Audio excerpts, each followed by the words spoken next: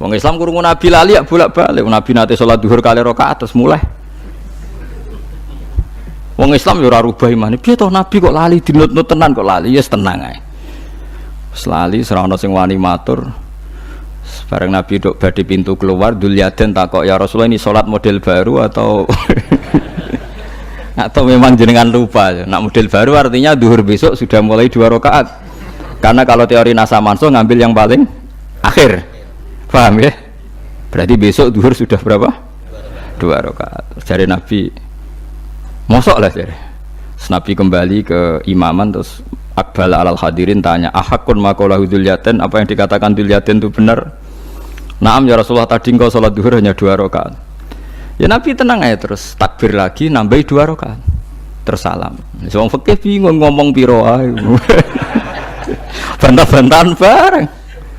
Tapi tidak apa-apa. Dari dulu umatnya nyifati Nabi al-a'rad al-basariyah. Nabi itu tidak apa-apa, lupa. Wong Nabi, ora pangeran. Sekarang oleh lali ku pangeran, wa makana rabbuka nasiya, pangeran ora oleh lali. Paham gitu. Terus sampean ilmu ngene niki sing pokok nggih. Mulane Nabi nggih nikah nggih lali. Mulane Nabi ngendikan ma kuntu ansa walakin unassali as-sunnah. Aku ora tau lali tapi diparingi lali ben dadi sunnah. Nabi ku lucu iso-iso ngono takok Aisyah. Sah. Di sarapan to ora? Mboten, wis aku tak poso wae. Poso jam 10 takok Aisyah. Di sarapan sak duwe nggih tak mangan ae. Dadi piye kowe? Kathok ya pikir wah. Serepot ora kene serepot. Terus mbok komentari, gak konsisten. Nah, khawarit iki apa? Khawarit. Mulane anggere wong khusyuk zada khusyuan zada jalan. Tambah khusyuk tambah pintu. Perkara tambah khawarit. Khawarit itu Nabi dibayangno koyo pikirane dekne kudu salat qobliyah terus, salat ba'diyah terus. Nek ora kecewa, kiai juga salat qobliyah. Amatir. Sampai salat ben salat sing ora ya ora trimo napa trimo napa? Sunnah. Kabeh wong alim sing apik salat kadang-kadang qobliyah. Nek terus ora ono wong kafir masuk Islam. Ora salate meriang. Lah misale sak donya qobliyah zuhur 4 rakaat lho, sing muakkadah ya.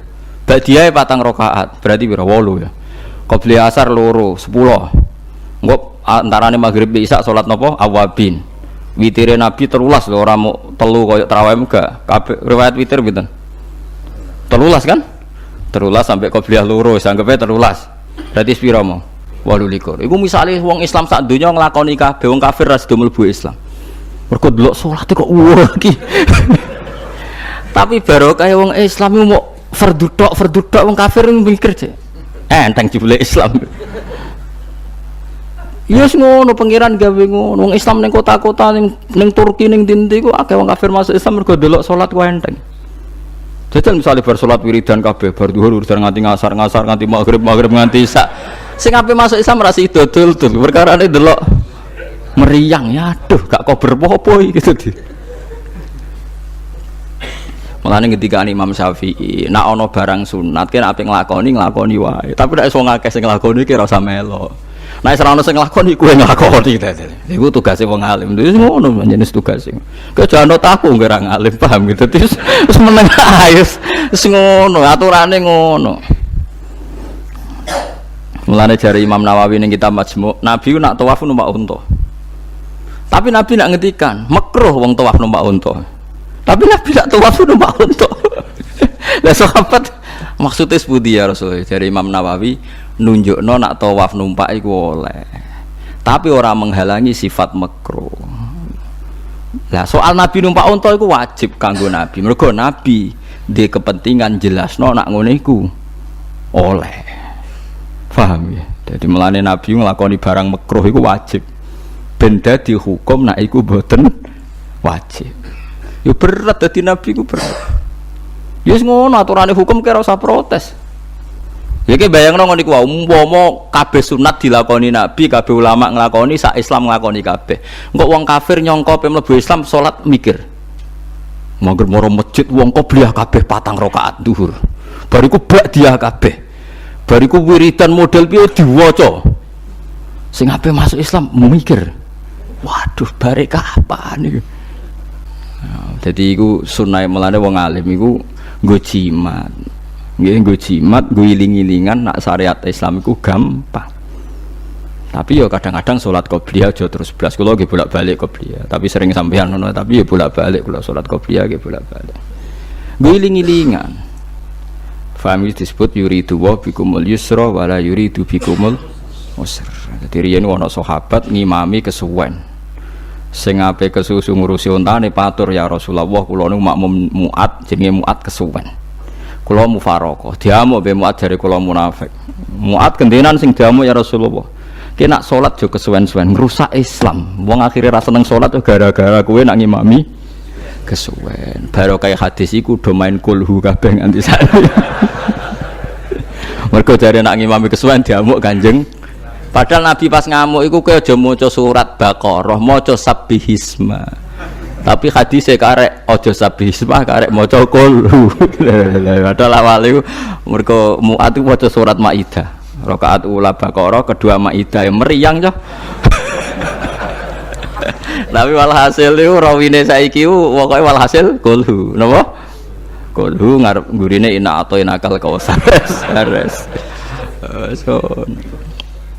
Tapi kalau cocok ya, ngoten niku cocok. Piye-piye Islam itu sampai jadi problem. Nggih, Islam itu sampai jadi napa? Problem. Mulane wonten sahabat napa sinten Abi Barzah napa sinten tengene Bukhari ini hadis sahih. Imam makmum wis qomat sapa muadzin wis qomat Allahu akbar syadu alaihi ontane iku mlayu. Ontane sahabat iki mlayu. Lha iku ape takbir iku gak sida jupuk ontane dibedah kok ora entuk-entuk. Iku era tabiin iku pengikut sahabat, tapi ana sahabat sing urip. Bareng balik naik wis masbuk, cara sakniki wis masbuk, cara fikih wis masbuk. Salat. Ontane dicancang di pinggir masjid salat. Dikomentari mbek tabiin. Ungzuru ila hadas. Ini kita hadis Bukhari, delok le syekh iku. Oleh kedonyan. Wong dekne sahabate Nabi menangi sahabat kok dhisikno golek unta tinimbang salat menangi takbir mbek imam. Nangis, sahabat mau nangis.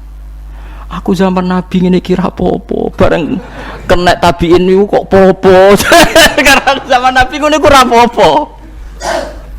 Dekne nangis perkara ini zaman Nabi ku Islam gampang, ono sing bedak kontose, ono sing macam-macam sih. Kok iki dadi Islam kok dadi apa? Repot. Paham ya?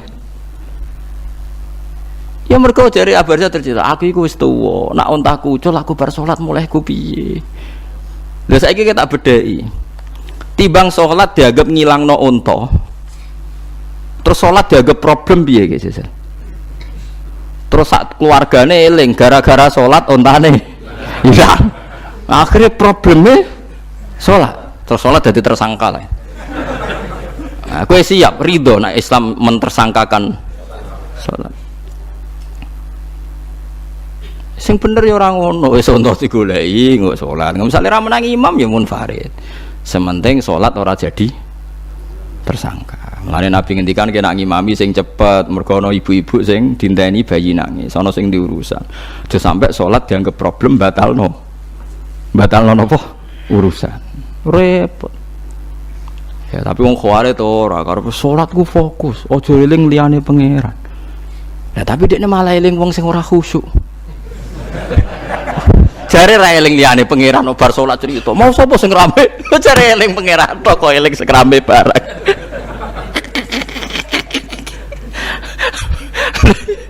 Lah jare eling pangeran kok eling sing rame bareng. Eling pangeran ya eling wae. Dadi mulane agama iki wis ngoten niku. Dadi yasiru wala tu'asiru wa basyiru wala tunaffiru. Dadi aja sampe agama iki dadi repot. Kita tetap sholat qobliyah, sholat ba'diyah, tapi aja dadi sunnah sing nganti ndekati napa wajib. Sekali mendekati wajib bahaya bagi agama iki. Nggih bahayane ngene iki wau wong Islam wong fasik ape sholat ra sida sholat. Wong abangan selawase ra sholat bareng mlebu masjid wong sholat ku kabeh nyongkone ku kabeh napa wajib. Mulane Kanjeng Nabi nak ngendikan niku tegas, ya Rasulullah, apa betul engkau nabi? Ya. Apa betul Allah menyuruh engkau sholat 5 waktu sehari? Ya. Pas nggak ada yang wajib selain itu. Ndak, jadi Nabi jawab ndak, kecuali kamu melakukan sholat sunat. Yang miskin ini di dalam kamar mandi itu mestinya ya udah mengkiai sudah di kamar mandi. Itu bilang ke santrinya, Jong baju itu kasihkan satu sama yang minta tadi. Terus kata santrinya, ya Syekh halla badaan ghusal tambok kamu jangan ke susu, kamu mandi dulu, engkau mandi dulu baru ngasih. Terus kata beliau, hati saya pas itu ingin ngasih. Setelah mandi saya selesai, mungkin hati saya sudah rubah, ada ingin apa? Ngasih. Jadi cepat itu imma takut mati sehingga kamu tidak sempat melakukan kebaikan, wa imma takut rubah. Apa? Takut rubah. Kan iso wae pas adus karena mungkin lagi seneng-senenge kena banyu, lumo. Barang 200 medit. Kan yo ora roh. Anak pas lomo lakoni wae engko kan iso medit. Atau pas sampai lomo wis mati. Potensi jadi kita ini mengejar waktu mati dan mengejar berubahnya pikiran apa? Berubahnya apa? Pikiran. Pokoknya walhasil dalam semua kebaikan teksnya Quran itu fafirru ilallah, lari. Firor itu maknanya apa? Lari. Nah, itu yang saya minta lah. Jadi apa tradisi tertentu. Tapi memang tradisi tumak nina itu bagus. Saya hormat sama orang Jogja, Solo, Magelang itu hormat. Tradisi tumak nina itu bagus. Tapi kadang kenemen. Karena ada momen di mana kita harus ke susu. Misalnya kebakaran kan ke susu. Kalau takut kebakaran sehingga kita harus ke susu, apalagi ini kebakaran rokok, spring, itu lari. Ya, jadi ini kita harus fair. Makanya guling-gilingan. Saya tuh kalau manggil santri kok kurang lari itu tak marahin. Bukan karena saya ingin bikin syariat. Kalau mau jamaah gitu, sa'i samu kudu mlakune iku beda. Makanya sa'i itu kan maknanya melaku kecil. Itu hebatnya Islam. Tawaf itu kan yang 3 kali pertama itu disuruh romal itu lari-lari apa? Kecil. Sa'i juga sama. Itu guling-gilingan, kita ndak boleh sowan pangeran dingin-dingin saja. Mangkelo lho. Cara pangeran terus ana wong tawaf mlaku mbek angop terus santai. Iku bangune apa ibadah? Kangen aku ta ora kok saenake dhewe. Nek melayu kan seru. Apa? Senajan wis ketemu pangeran Gusti paringi suka wis ngono lah pokoke. Ya ora kurang ajar melayu ku susu jebule njaluk apa? Suka. Ya eling-eling ya. Jadi ini kula suwun lah.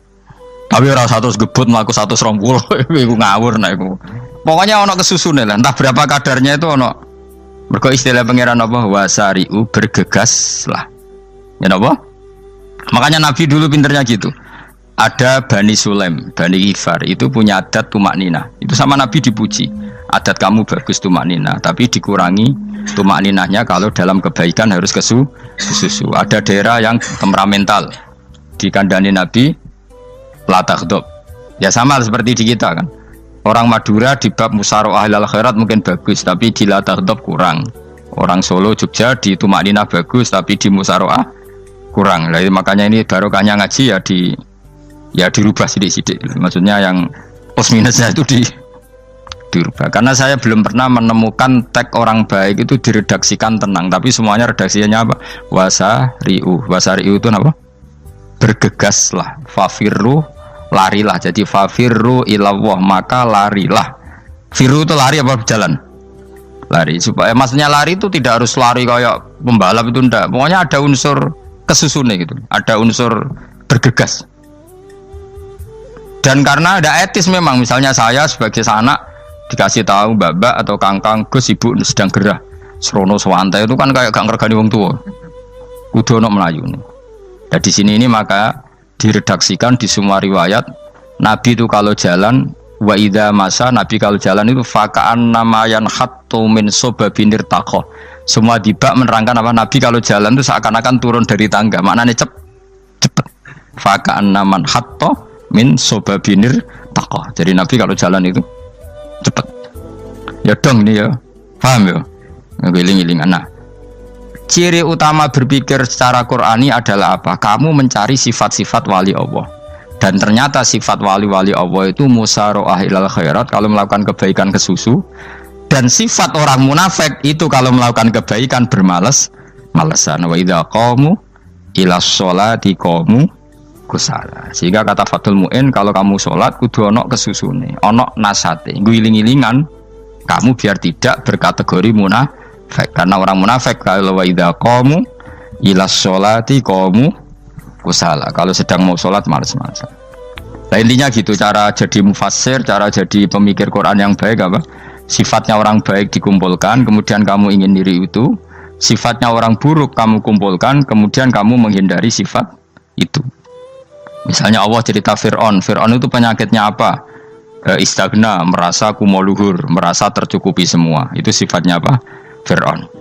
Tapi sifatnya orang baik itu ya Yuhannasu antumul fuqara'u ilallah. Sifat orang baik adalah merasa fakir, merasa enggak siapa-siapa di depan Allah Subhanahu wa taala. Sehingga keangkuhan itu sifat Fir'aun, merasa fakir, merasa enggak siapa-siapa adalah sifatnya orang baik. Makanya nadumanya Habib Abdul Haddad masyhur itu. Ana abdun soro fakhri dimna fakri, itu yang sering dinyanyikan, dilagukan para wali-wali itu apa? Ana abdun soro fakhri dimna fakri. Jadi ana uta ingsun abdun kawula. Soro ingkang dadi apa fakhri kebanggaan ingsun iku dimna fakri mergo fakir ingsun. Jadi saya ini hambamu ya Allah, yang sebagai kebanggaan saya adalah saya selalu butuh kepada Engkau. Karena ciri utama orang jelek adalah hidup seakan-akan nggak butuh sama campur tangannya Allah Subhanahu wa taala. Kalau saya punya uang pasti senang, punya jabatan pasti senang. Saya jadi menteri mesti beres semua, saya jadi gubernur beres semua. Merasa bisa semua itu min sifati Fir'aun, itu sifatnya Fir'aun. Tapi kalau kamu jadi menteri, jadi gubernur, saya tidak siapa-siapa tanpa pertolongan Allah. Saya kiai pun tidak bisa apa-apa tanpa pertolongan Allah. Saya orang baik pun tidak mesti dijamin baik terus tanpa pertolongan Allah. Sehingga selalu la haula wala quwata illa billah. Saya bisa menghindari maksiat ya karena Allah, bisa melakukan taat juga karena Allah. Nah, orang yang seperti ini itu jenis ana abdun soro fakhri dimna fakri. Saya ini adalah hamba yang menjadi kebanggaanku adalah karena saya selalu fakir, selalu butuh kepada Engkau. Ini penting kalau terangkan, jadi supaya orang terbiasa. Man kalau seneng ngaji ini paling seneng. Kenapa saya ngaji seneng? Karena tadi kebaikannya Allah, nikmatnya Allah saya omongkan. Sehingga dengar orang banyak bahwa Allah itu baik, Allah itu zat yang kita tuju, Allahus Somad. Tapi kalau saya jadi wali karena di kamar 40 dino, paling terkenal wali, terus wong salam template yo ndongakno. Terus untung aku ora untung blas. Lan cara bapak wali be ulama iku mulya ulama. Wali iku nak terkenal wali paling banter wong sowan nggo gula, sing untung ndekne. Tapi kalau ulama menerangkan kebaikan, orang dengar semua, akhirnya Islam menjadi siar. Mana bodoh-bodoh dadi wali ulama ambek wali iku yo dhuwur ulama. Mbok ambek kowe mergo ora ono makome dadi. Terbang kan cepet kaya kapuk tapi cebloke tok laut. Wong nek ora di makom iku kaya kapuk. Terbangnya cepet tapi gak tahu jatuhnya di mana. Dieling-eling ya, dados kula suwun sanget. Selama ini adat kita buruk. Nak nyongko anteng apik juga anteng fil khairat. Ketika kebaikan pun respon kita anteng. Tidak boleh. Dalam kebaikan harus musaroah. Harus apa? Musaroah. Musaroah itu ke susu. Nah itu makanya filosofinya apa? Kalau tawaf pertama juga kon cepet. Sa'i namanya ya sa'i. Sa'i maknanya apa? Lari-lari kecil. Jadi kalau bahasa Arab itu masya yamsi masyan itu jalan biasa. Kalau sa'a yas'a sa'yan itu jalan agak lari. Makanya darani sa'i. Kau oleh sa'i kok leha-leha ora oleh. Tapi aja terus numpak skuter balapan yo aja. Mulai bingung mbek wong saiki. Nah wong sepo numpak skuter pantes saiki sing nom-nom lah do numpak skuter. Terus nek sing wengkek pasangan suami istri skuteran pun tuaf. Aku wis kodho malaikat mbarno aja tampa. Mangkel wong. Lagi ini sing hafal Quran ngalim diselipi ya perkara ade kono kanggo skuter. Aduh maten. Ijek nom nak tuwek no tak malu. Ijek nom kan. Iku wajib mbok pasutno kan. Pasute wong fikir mandi yakin. Wah, enak wis yo terlalu senajan to sah yo tapi terlalu ijek nom. Kadang kebualah pan srowet Mas. Iya karepe Arab Saudi ngono diolehno. Cara kula penguasa Arab sing tuwek tok mati tak oleh sing nom-nom tutuki ngono. Tapi yo pancen yo sanak saya sah sekedar sah. Tapi terlalu. Mosok sowan pangeran nganggo skuter muter. Aduh. Nah, sembrono. Yo coba lakoni ku awas yo. Kecuali kowe tuwek mati wis ngono. Tuwek tok rame mati yo aja. Aneh-aneh. Ya maksudnya kesusu orang ngono iku. Tok budi wae. Wa minha anta tafakkar nggih. Wa eling-eling nggih, pokoke wau nggih napa sifatnya orang baik yang di Quran itu kita pelajari, lalu kita tiru. Misalnya sifatnya orang baik termasuk apa itu? Ala inna auliya Allahi la khaufun alaihim wa lahum Tidak pernah punya rasa takut, rasa gelisah itu harus kita tiru. Karena kalau kita punya rasa gelisah itu biasanya lama-lama agak ridho, bek kodok, kodar. Itu kudu ceria. Lu kalau sebagai manusia sering susah, tapi saya paksa, susah itu saya hilangkan. Karena kalau saya rasakan susah terus, lama-lama saya agak ridho, bek kodok, kodar. Makanya saya paksa, seneng tak paksa. Sesuai kulino. Nganti kalau saat ini kira iso susah. Di murid kira jelas sudah iso susah. Sangking apa? Nah kiai kan susah. Aku di murid wakil, gus tua pikir tak serah jelas. Goblok cara aku kiai ngono. Ora usah ngono. Zaman akhir ono wong ngaji go kitab wis hebat. Ono ngrungokno ngaji wis hebat. Ono ora paham tekone majelis wis hebat. Lah nek paham teko kan wajar, kira paham kok teko kan luar biasa. Nak ono penikmat ngaji paham biasa. Ini gak paham kok teko. Wae guyu iso. Guyu hebat itu, hebat. Hebat. Nah, ono menteri dilantik guyu wajar, lu ora menteri rapo kok guyu. Iku kemungkinane loro, saking waline saking gedenge iku semua. Pokoke seneng ibadah. Mergo sifate wali iku la khaufun alaihim walam, ndak ada rasa takut, ndak ada rasa susah. Lho kula sebagai manusia kadang ya khawatir. So anakku nasibe piye, putuku nasibe piye. Tapi aku anggereling saya ada ya karena Allah. Dan saya punya rezeki karena Allah. Orang lain di sana banyak orang kaya, padahal gak anakku. Berarti yang menciptakan kaya itu tidak saya. Buktinya orang lain yang gak anak kita kaya banyak, sukses banyak. Kenapa kita menjadi seakan-akan pelaku sejarah? Kadang orang kan berpikir, ya kayak orang mesti maslahat ke kamu. Pas minta itu karena tomak kamu, hadun nafsi kamu, serakah kamu, tapi nggak tahu diri, pantas taura dengan permintaan. Kayak gue misalnya Jungo jadi wali, isonya mau tersinggung, bocah atau tirakat atau jalur jadi wali. Tapi gak dungo ya Allah tersinggung, kere rah tau dungo. Jadi orang kalau tidak wali itu sudah keliru terus. Jadi gue di sepuro, tapi tak kira itu akeh. Ya jajal gitu nggak wali kok sabtu kok dirjilan. Kira-kira Allah tersinggung ngapa nyembah? Kira-kira tersinggung. Tapi misalnya kira tahu dungo kepengen kau Imam Syafi'i, Allah tersinggung. Bocah ora di idola. Terus piye Gus?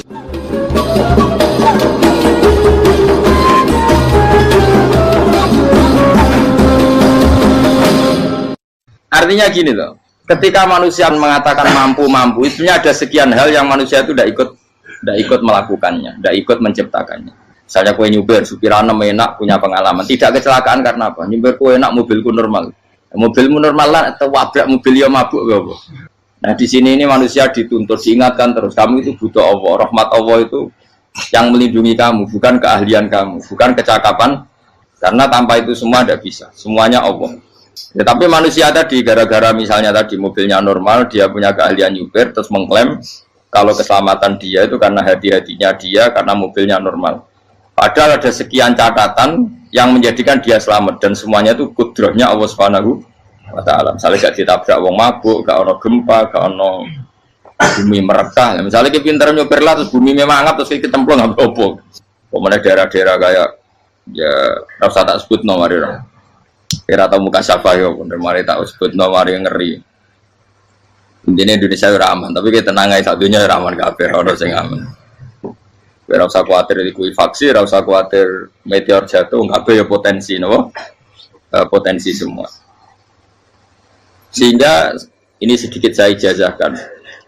Suatu saat kata Rasulullah, saya ya Mu'ad melihat kamu hanya sejengkal di depan para ulama ketika nanti di akhirat. Terus Mu'ad tanya, Rasulullah tanya, kenapa kamu hanya satu jengkal dengan derajatnya para ulama ketika sowan Allah? Terjawabnya Mu'ad, kamu punya amal apa? Terjawabnya Mu'ad, ya Rasulullah, saya tidak pernah melangkahkan satu kaki, kecuali saya tidak pernah yakin apa bisa melangkahkan kaki yang satunya. Dan saya tidak pernah mengunyah satu makanan, kecuali saya juga tidak pernah yakin apa bisa menelannya. Dan saya tidak pernah bernafas satu nafas kecuali saya tidak yakin apa bisa nafas berikutnya. Saking dia tergantung ta'aluk semuanya sama kudrahnya Allah Subhanahu wa Ta'ala. Kalau kita ini kan sok. Kalau makanan sudah di depannya kayak pasti bisa makan. Kalau dia sudah sehat jalan seakan-akan pasti bisa meneruskan. Padahal 0, sekian detik gue melaku dihantam mobil ya selesai. Misalnya stroke ya selesai, tidak bisa jalan. Sehingga para wali-walinya Allah itu orang yang filah dotin min lahadotagi, setiap kedipan dia, setiap perilaku dia itu hanya ta'aluk ambil Allah Subhanahu wa ta'ala. Itu yang disebut ya ayyuhan nasu antumul fuqara'u ila. Nah, kemudian resiko makom ini, ya semua makom tak ada resikonya.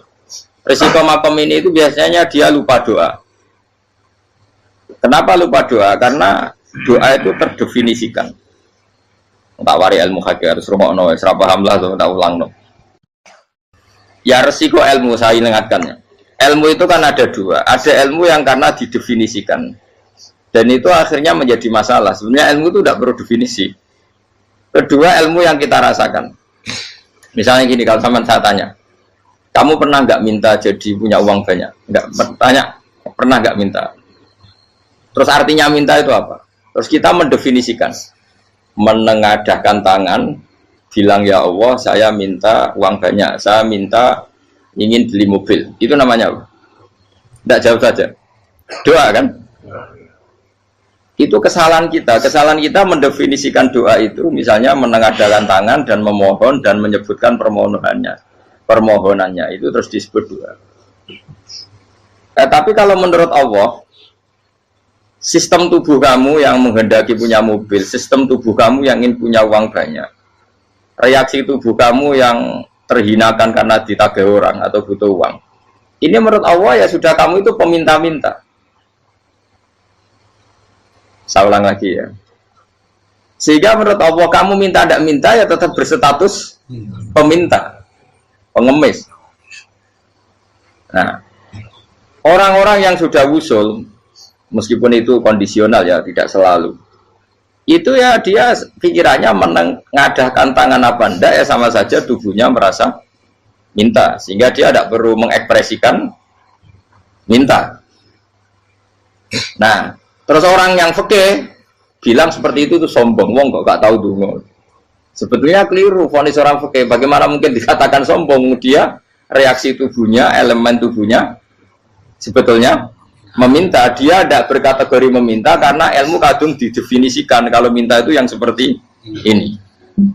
Itu kan lama. Nanti kalau suatu saat Indonesia yang kuasa itu terlalu NU atau terlalu yang tidak NU, lama-lama ada definisi. Misalnya yang dikatakan tahlilan itu apa? Ya bid'ah, Nabi tidak pernah tahlilan. Sahabat tidak pernah nahlilin Nabi. Malah nggak ngaji Nabi jadi tahlil. Mana nih tahlilan jalukno sepuro mayit, ngaji Nabi jalukno sepuro. Sehingga dengan tradisi itu tahlil itu masuk definisi bid'ah karena nggak pernah dilakukan sahabat dan para tabi'in. Ya salahnya kamu definisikan. Tapi kalau udah kamu definisikan, diarani tahlil, ya mau la ilaha illallah. Terus mungkinkah satu bacaan la ilaha illallah dilarang? Wong ra oleh maca kalimat tauhid. Jadi misalnya tahlil itu nafadno kalimat tauhid. Oke tok ora ngara iso dilarang, tapi nak tahlil itu mitung dinane mayit koyo budo, samane kriminal. Enak. Ya sudah seperti itu. Makanya banyak orang salah itu karena ilmu kadung didefinisikan. Nah, definisi itu sebenarnya tidak mengikat dalam banyak hal. Ini penting saya utarakan. Ya karena seperti itu.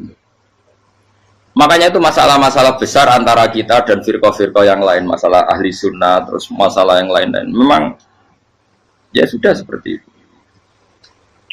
Ya saya ulang lagi ya. Ketika Nabi Ibrahim mau dibakar Namrud, itu masyhur cerita itu. Dan kemudian jadi Nabi namanya Habib Syahid. Habib Syahid itu sebetulnya hanya ngutip Habib Abdul Haddad. Jadi syair itu sebenarnya ada di Diwanul Haddad. Apa? Diwanul Haddad. Diwanul Haddad itu syair-syair Abdul Haddad ketika beliau usul, beliau mukasyafah. Terus bagian dinyanyikan Habib Syahid terjadi populer. Saya ulang lagi ya. Tubuh kita, misalnya kamu lapar, perut kamu kan mereaksi minta makan. Andaikan kamu itu Tuhan, kan kamu tahu bahwa perut kamu itu minta makan. Tanpa kita bilang ya Allah saya minta makan, Allah tahu kalau reaksi tubuh kamu minta makan. Sehingga orang yang tidak minta pun asal makomnya makom yang ikror, mengakui kalau dia butuh, ya namanya sudah minta.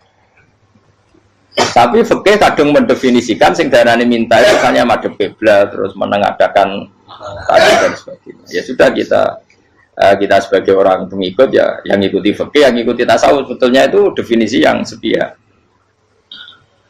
Sehingga ketika Nabi Ibrahim mau dibakar Namrud, masyhur itu cerita itu.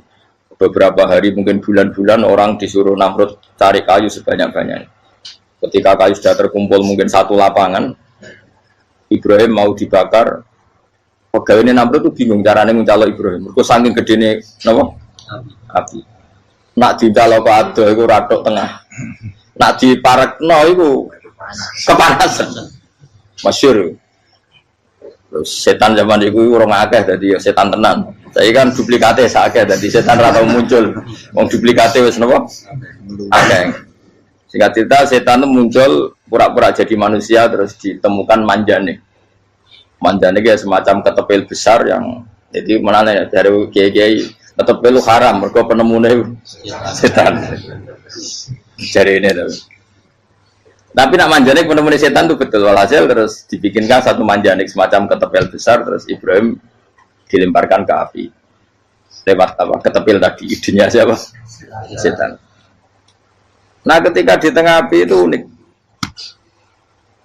kata malaikat Jibril datang terus tanya sama Ibrahim, ya Ibrahim apa kamu butuh saya? Butuh alakah haja apa kamu punya kebutuhan?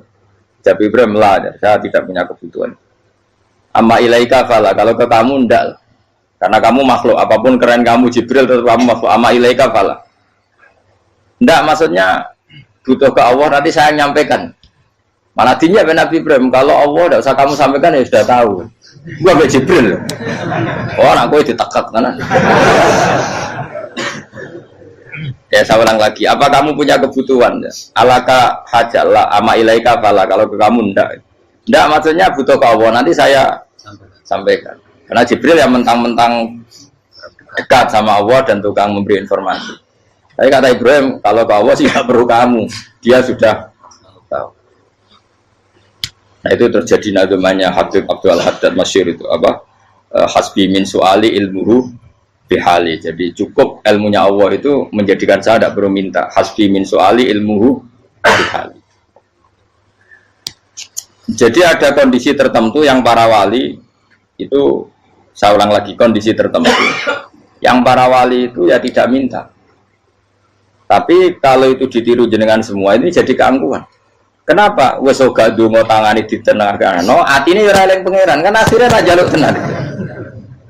Jadi aja niru wali-wali. Nah, wali-wali itu kan misalnya tangannya tidak menengadah tapi semua sistem tubuhnya merasa butuh sama Allah. Saya itu pernah ya, tapi itu kondisional dan saya juga ngulang nggak mesti bisa. Ketika saya umroh itu pernah saya ada satu kondisi itu doa ya di putaran pertama terus. Di putaran pertama saya berdoa ya agak banyak di multazam. Putaran kedua mau berdoa sudah tidak berani lagi. Sampai ke-7. Hari kedua ya tidak berani, hari ketiga nggak berani. Nah seperti itu tidak bisa dibuat-buat meskipun saya juga agak ingin. Tapi ya pas itu ya nggak bisa. Gara-gara itu korban kitab hikam, ya kitab hikam yang terkenal. Kitab hikam itu pernah cerita gini. Rubbama dallahum al-adab ala tarkit tolak. Terus di antara makalahnya itu wa inna ma yunabbahu man yajuzu alaihil ikhfal. Tapi kamu jangan niru dosa kan. Tapi jangan ingkar ilmu ini tambah dosa kowe. Jadi niru ya dosa, ingkar ya dosa. Jadi ada seorang wali kata hikam. Kadang-kadang seorang wali itu mau doa diulang itu sungkan. Kenapa? Yang perlu diingatkan itu yang potensi lupa. Allah kan masih ingat doa kemarin. Lalu itu gara-gara saya sebelum umroh itu mensinau kitab hikam itu agar fitrullah. Ya Allah, sing tak dungani wingi ejek eling kok tak eling no meneh.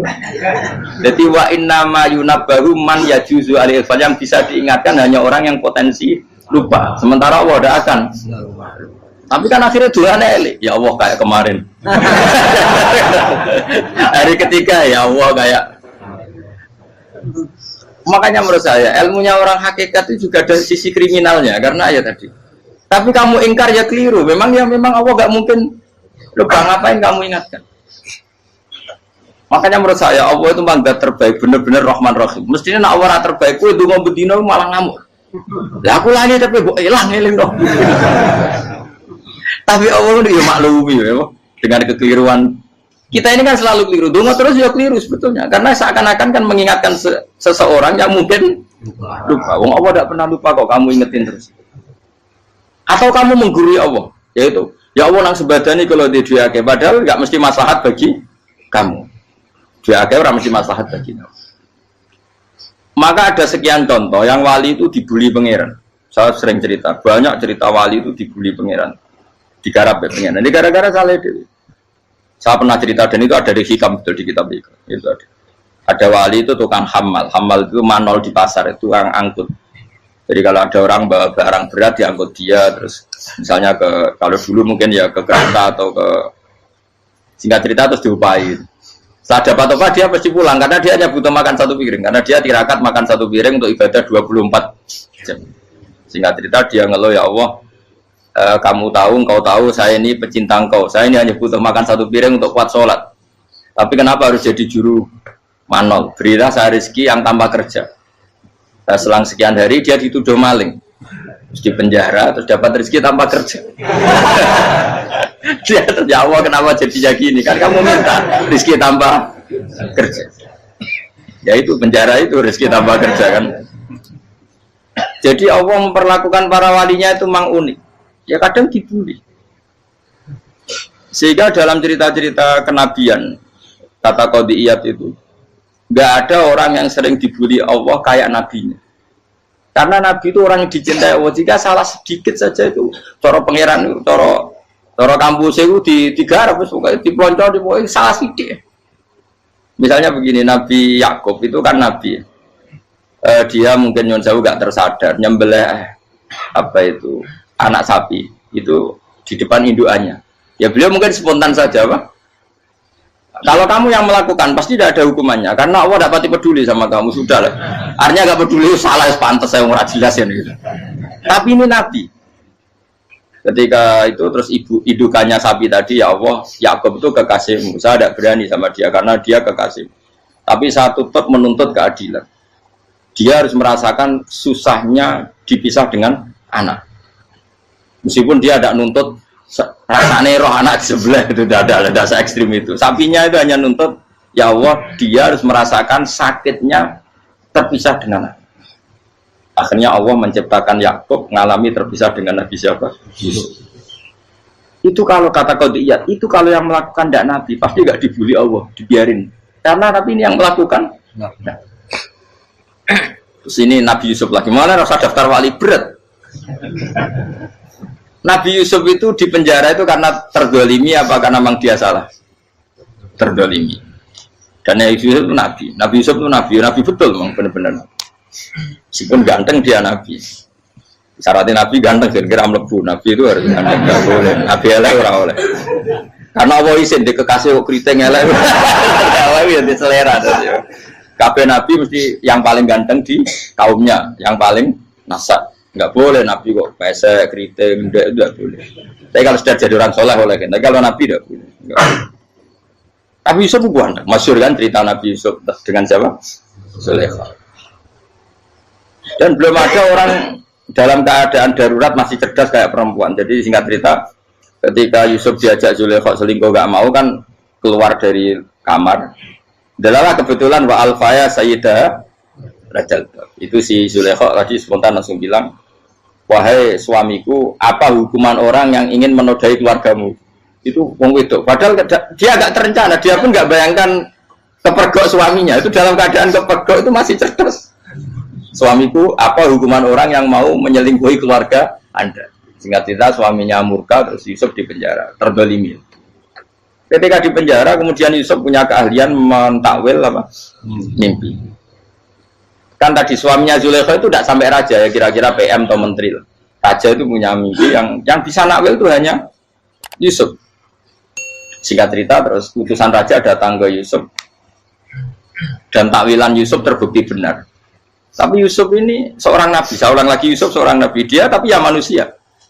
Bilang gini ke utusannya, coba bilangkan ke raja kamu di penjara ini ada orang yang di penjara secara terzalimi yaitu saya.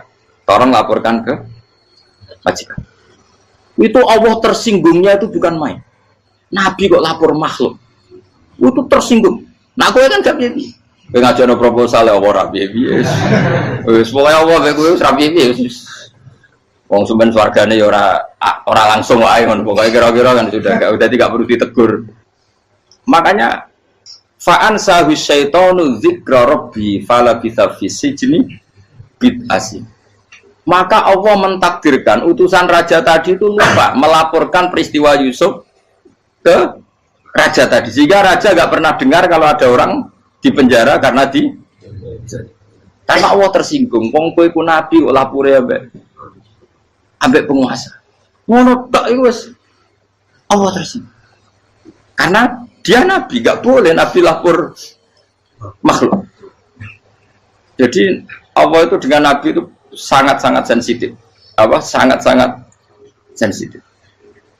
Ya begitu. Terus cerita yang terkenal, meskipun ini nggak ada di Quran, Nabi Musa.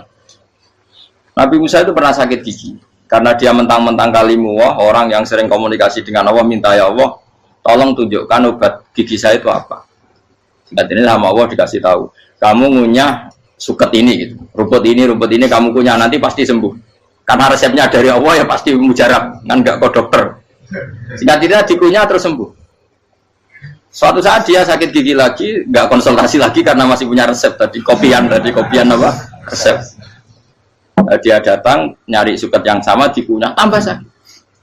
Tanya sama Allah, ya Allah ini kan resepnya yang sama, kenapa tambah sakit? Kata Allah, kamu itu kekasihku. Orang nak sing ngobati ku aku ra suket sembrono. Semenjak itu Nabi Musa tidak pernah taruh resep lagi sudah.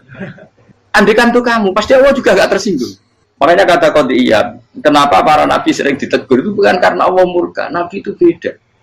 Jadi kesalahan kecil atau apa-apa yang menurut kita ada salah itu untuk nabi salah. Makanya di ahli sunnah ada kaidah apa? Mimba bihasanatil abror sayyi'atul muqarrabin. Pernah dengar kaidah apa? Mimba bihasanatil abror sayyi'atul muqarrabin. Sesuatu kalau dilakukan umumnya orang itu hasanah atau kebaikan, tapi kalau dilakukan para nabi itu salah. Karena apa ya? Saking dekatnya dengan Allah. Saya ulang lagi apa? Mimba bihasanatil abror sayyi'atul muqarrab. Jadi nabi itu beda. Nah, para nabi itu orang-orang yang ngalami fikir yang doa resmi kayak siapa tadi? Definisi fikir ya sering. Kayak definisi orang tasawuf yang sering. Sehingga ketika Nabi berdoa, ya memang secara disiplin ilmu yang namanya berdoa ya minta Allah dengan mengadakan tangan. Ketika enggak berdoa, karena Nabi sadar Allah tidak perlu diingatkan lagi, pasti masih ingat. Jadi dua-duanya benar terus. Makanya Nabi itu lam yazal fitaroki, Nabi itu selalu naik derajatnya. Karena pas minta ya benar, pas tidak minta ya. Tapi kamu jangan niru, dosa kan. Tapi jangan ingkar ilmu ini, tambah dosa. Jadi niru ya dosa, ingkar ya dosa. Jadi ada seorang wali kata Hikam, kadang-kadang seorang wali itu mau doa diulang itu sungkan. Kenapa? Yang perlu diingatkan itu yang potensi lupa. Allah kan masih ingat doa kemarin. Lalu gara-gara saya sebelum umrah itu mensinau kitab Hikam itu, agar aku dulu, ya Allah, sing tak dungani wingi ejek eling kok tak eling nomene.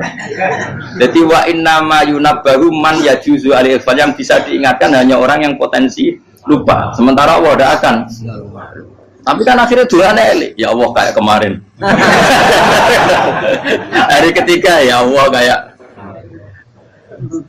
Makanya menurut saya ilmunya orang hakikat itu juga ada sisi kriminalnya karena ya tadi. Tapi kamu ingkar ya keliru. Memang Allah gak mungkin lupa, ngapain kamu ingatkan. Makanya menurut saya Allah itu manggat terbaik, benar-benar Rahman Rahim. Mestinya nak Allah terbaik, itu mau bedino malah ngamuk. Lah aku lali tapi kok hilang eling dong. Tapi Allah itu ya maklumi ya, dengan kekeliruan. Kita ini kan selalu keliru, donga terus ya keliru sebetulnya. Karena seakan-akan kan mengingatkan seseorang yang mungkin lupa. Wong Allah tidak pernah lupa kok, kamu ingetin terus. Atau kamu menggurui Allah, yaitu ya Allah nang sebadani kalau dia diake, padahal nggak mesti maslahat bagi kamu. Diake orang mesti maslahat bagi kamu. Kalau kamu turun terus, pas minta itu karena tomak kamu, hadun nafsi kamu, serakah kamu, tapi nggak tahu diri pantas taora dengan permintaan. Kayak gue misalnya jongo jadi wali, iso Allah tersinggung, bocor atau tirakat atau harus jadi wali. Tapi gak dongo ya Allah tersinggung. Kere ra tau dongo.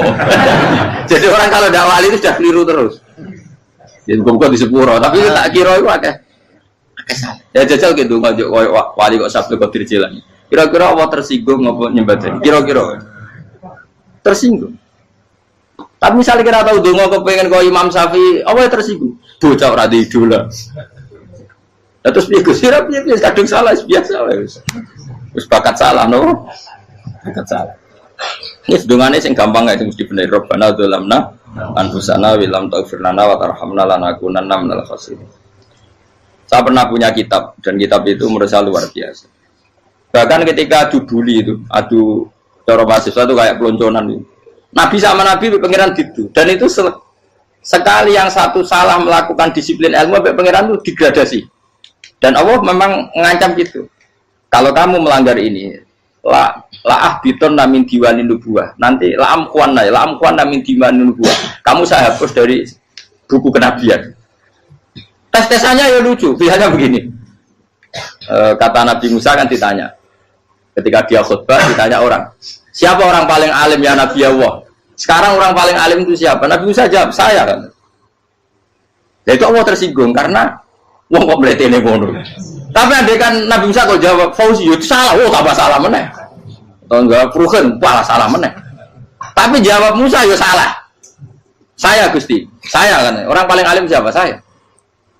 Allah memperingatkan Musa, ada seseorang yang lebih alim ketimbang kamu. Coba kamu harus ketemu dia. Ketemu dengan cerita ketemu Nabi siapa? Khidir. Terus dalam 3 sesi ini, 3 babak ini buli-bulian.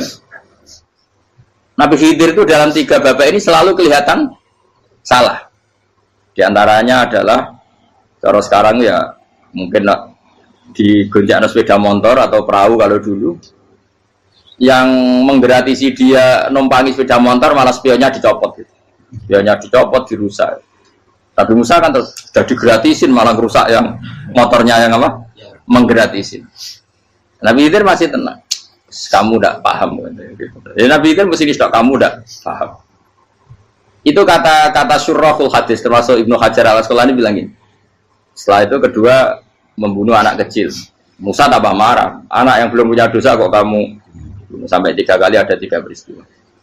Itu kata syurrahul hadis. Andai kan Musa kok diam tidak protes, maka dia akan disalahkan Allah. Karena dia berarti membiarkan kemungkaran di depan matanya tanpa reaksi. Jadi sebetulnya ketika Musa berontak itu Nabi Khidir, Nabi tenan gitu.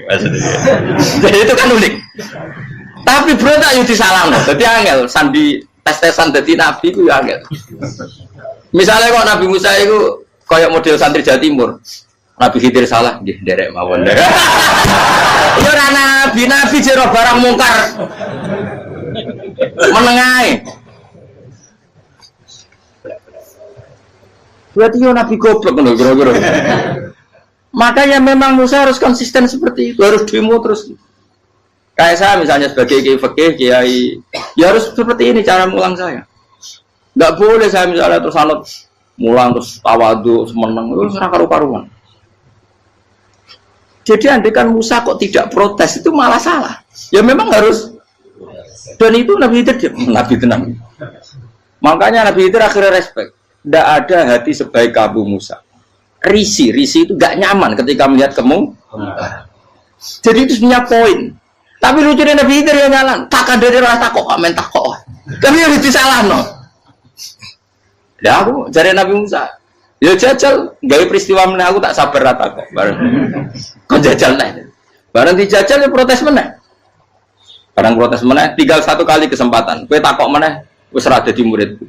Dikasih kesempatan lagi, ya protes meneh dek nomor. Tapi itu justru itu menjadi kelebihannya Nabi Musa karena syarat seorang nabi adalah al-musara'ah ila inkaril munkar kata Ibnu Hajar al-Asqalani. Syarat seorang nabi adalah secepat mengingkari sesuatu yang mungkar. Enggak boleh. Ya toh kan misalnya kita jadi murid terus gurumu itu gandeng artis atau gandeng penyanyi dangdut. Nggih nderek mawon. Jadi guru murid goblok. Tapi kowe loroi guru tersinggung. Ora roh hikmah iku. Kan bingung no. Di guru ini gak bingung no. Soalnya kayak di guru jadab orang Jawa Timur apa? Gurumu gandeng penyanyi dangdut. Reaksimu piye? Saya tak. Ayo loh, nak elek kan gak iri. Biasanya nak elek itu nak iri. Sekarang Pak. Sing ayu, sing potensi iri. Kira-kira reaksi kamu itu milih derek mawon apa berontak? Gue nak gurumu wong alim mesti nak pasti meneng. Muridku giyoblok tenan, tak sensitif. Roh barang mungkar dilakukan di depannya kok tidak reaksi, tidak protes, tak gebet tenan. Tapi lucunya guru mau nak protes, gak duwe akhlak. Guru lagi senengnya kok ora oleh. Nah Nabi itu kan bully-bulian. Jadi Nabi Khidir dengan Nabi Musa itu tepat-tepat. Karena dua orang ini sama-sama kekasih Allah. Itu Nabi Musa justru barokahnya itu dia tidak pernah kelasmennya di bawah Nabi Khidir. Semua ulama sepakat kelasmennya Musa tetap di atas Nabi Khidir. Sehingga yang berlaku ya tetap ilmunya Nabi Musa, bahwa membunuh anak kecil tidak boleh, merusak perahu milik orang lain tidak boleh. Karena Allah tetap lebih respect dengan ilmunya Nabi Musa. Nabi Khidir tetap ilmunya nggak dipakai, meskipun dia disebut hakikat. Karena ilmunya Nabi Khidir ngani ngoyo wong ape mutusno ngenteni nginceng Loh Mahfud. Lah sing iso iku sapa? Barang ra mungkin kok. Mulane Nabi Khidir terakhir menutup kalimatnya wa ma fa'altuhu an amri. Dzalika ta'wilu ma lam tasdi alaihi sob. Aku dhewe nglakoni ini ya ora roh, wis ditakdir nglakoni ngene wae. Dadi Nabi Khidir ya ora paham. Jadi wa ma fa'altu an amri itu akhir kira-kira artinya saya sendiri tidak melakukan ini karena inspirasi saya sendiri atau keputusan saya sendiri. Tahu-tahu saya ditakdir melakukan. Karena pas itu Nabi Khidir disetting semuanya dengan ilmu hakikat, yaitu bayi tadi memang kutiba kafiron, kutiba apa? Kafiron. Memang dia nanti kalau umur nganti tua ditakdir mati kafir. Daripada mati kafir nanti, ya sudah mati sekarang. Tapi nggak mungkin kan ada syariat daripada soben beling pateni kecil. Orang syariat tetap ikut Nabi Musa. Makanya kata Ibnu Hajar Al-Asqalani itu uniknya Allah sama para wali-walinya. Waliku klirullah itu tuh disenangi pengen. Terus pengenan nabi ini yo kecil-kecil kan, yo panjang wong. Terus keempat kan. Tadi kan saya punya contoh 3, ini contoh keempat, ini terakhir. Akhirnya kok ilmu merah cukup tetap malah bingung nggak. Nabi itu minggat itu boleh tidak? Tanpa pamit, minggat itu pergi nggak pamit itu boleh tidak? Tidak boleh. Rasulullah meskipun kayak apa disakiti di Mekah itu tidak pernah minggat, tidak pernah hijrah. Saya ulang lagi, karena butuh izin. Tapi Allah pernah punya kekasih, yaitu Nabi Yunus. Nabi siapa? Yunus. Itu Quran meredaksikan ya abako. Abako itu terjemahnya apa? Minggat. Kalau pergi itu dahaba. Tapi ini Allah meredaksikan itu abako. Abako itu ya minggat. Nabi Yunus itu dakwah di daerah Nainua. Ya. Nainua itu ya Babylon sana. Kampungnya namanya Nainua. Ya daerah Babylon. Babylon itu kalau di geografis modern ikut Irak. Ikut mana? Irak. Jadi Kufa, Basra, Babylon. Terus siapa itu yang mengalahkan pasukan Yahudi dulu itu Buktanasor, Hebuket, Nasir itu ikut mana? Babylon, apa? Babylon. Bama unsila alal malaka ini di Babila Harutama. Makanya kalau ulama-ulama melihat Irak kacau sampai sekarang itu tidak kaget. Irak itu ardun mal'unah kalau di kitab-kitab. Bumi yang memang sudah terlaknati mulai dulu. Sehingga ketika ada kasus Saddam Hussein sekarang itu ulama tidak kaget. Zaman Rasulullah Sugeng itu Irak itu termasuk sudah bumi yang guna keazalah. Jadi di sana pasti banyak fitnah. Fitnah pertama yang dicatat sejarah adalah Mautul Husain, apa? Kabudutnya Said siapa? Husain di Karbala. Era Imam Syafi'i adalah zaman mifnah, ulama dibantai karena dipaksa mengatakan Quran apa? Makhluk. Terus konflik-konflik sampai era Saddam Hussein terus era sekarang jadi.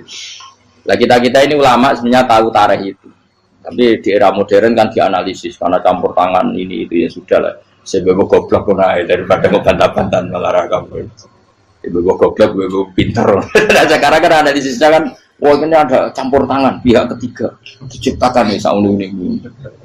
Ya kalau intelijen harus ngomong seperti itu. Kalau kita seperti ulama memang dari dulu dicap Nabi hunalika az-zalasil wal fitan.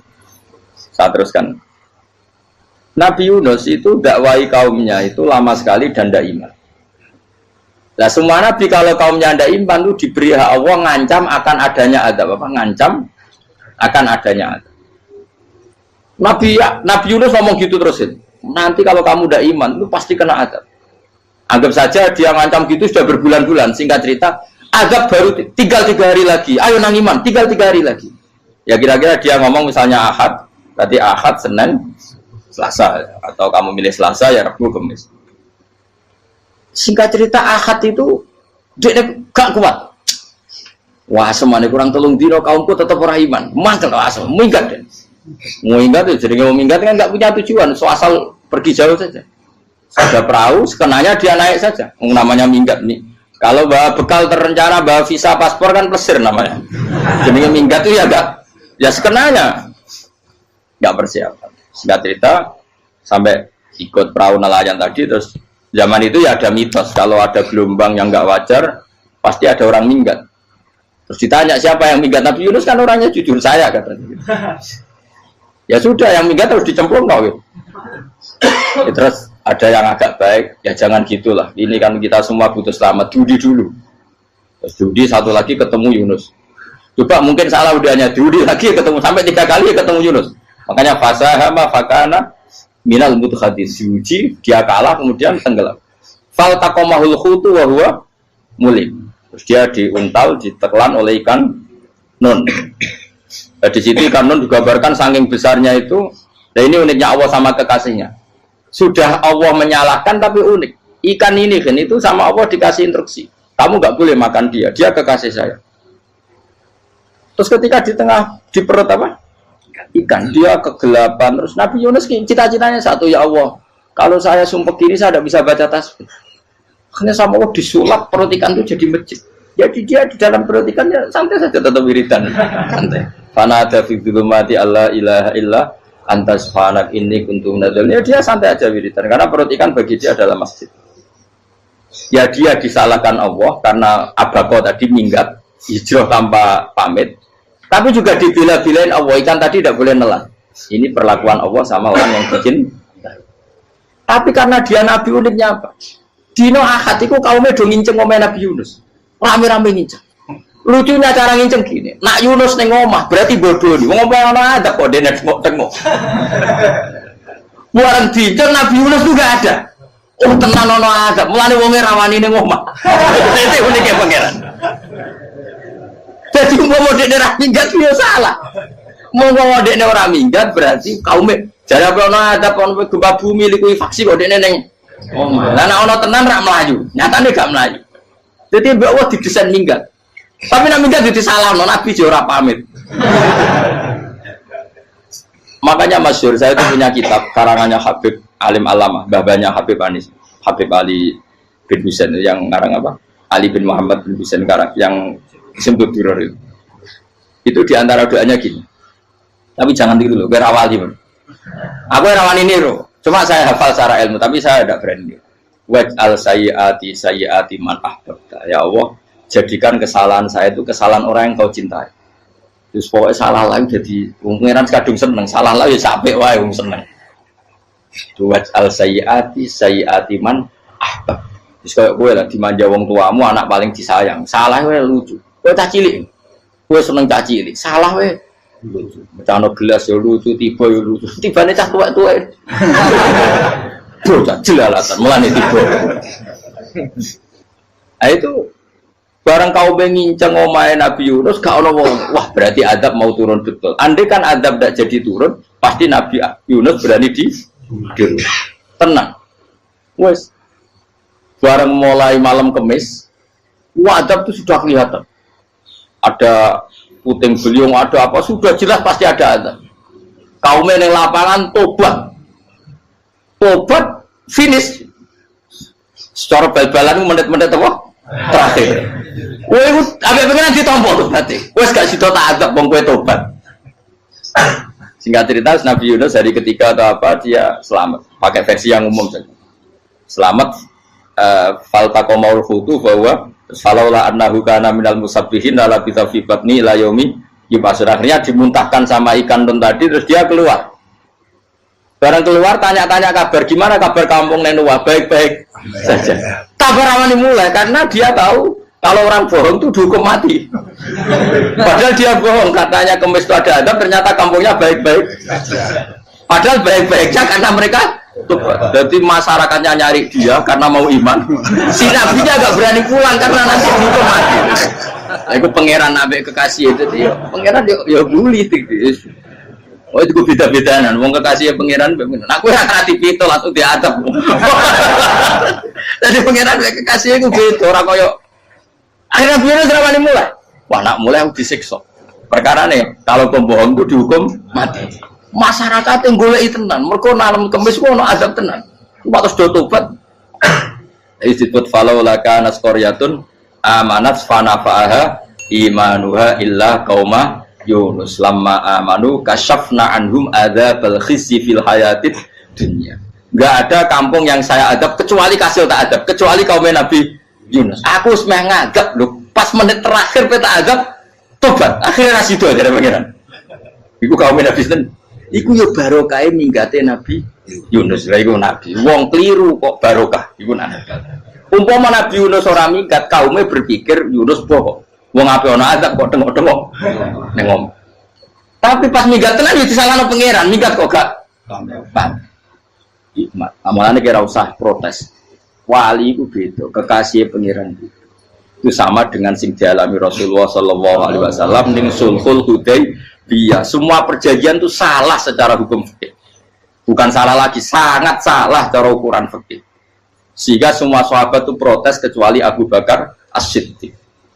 Cuma semuanya ngomong Umar, tapi semua sahabat akhirnya ya. Coba di antara perjanjian gini. Pertama kan enggak biar sampean enggak terlalu jadi teroris, enggak terlalu jadi ekstremis. Memang ya usah jadi teroris, ya usah terlalu jadi teroris. Semua itu mungkin, Kang. Ning dunia semuanya mungkin. Singkat cerita Nabi itu sudah di Hudaybiyah. Hudaybiyah dengan Mekah kan tinggal sekitar paling 40 kilo. Saya pernah itikaf di masjid yang pernah dipakai Hudaybiyah. Kan sekarang jadi mikot ya. Termasuk mikot umroh di Mekah kan apa? Hudaybiyah kan mikot di yang terkenal kan apa? Jirona, Tanim, Hudaybiyah. Itu perjanjiannya tuh gini. Perwakilan dari Quraisy namanya Suhail bin Amr. Siapa?